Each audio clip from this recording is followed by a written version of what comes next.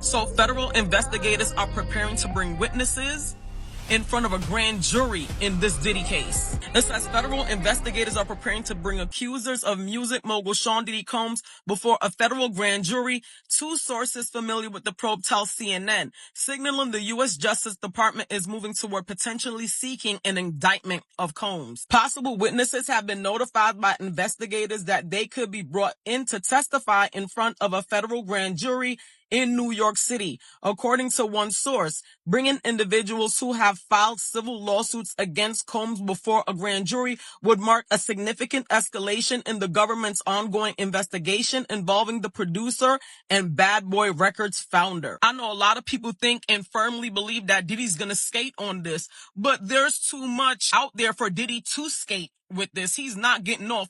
And the Southern District of New York has over a 97% conviction rate. And I could almost guarantee that amongst these witnesses, Cassie's gonna be one of them. This footage of Diddy was intentionally released. I'm gonna tell you why. Because if they try to present character witnesses for Diddy, his credibility is shot. They knew they couldn't bring it up during the trial because they know it would be irrelevant to the charges he's currently facing, and he wasn't gonna be charged for it anyway. But they knew once the public saw this, this would expose Diddy for the POS that he is, for the monster that he is. Credibility shot, character shot. This is much bigger than just these lawsuits. Sources tell CNN federal investigators are preparing to bring accusers of Sean Diddy Combs before a federal grand jury. This is seen as a clear sign the Department of Justice could be moving to indict the disgraced music mogul. We are learning now that federal investigators are in possession of video footage that was taken inside of Combs' residence. We hear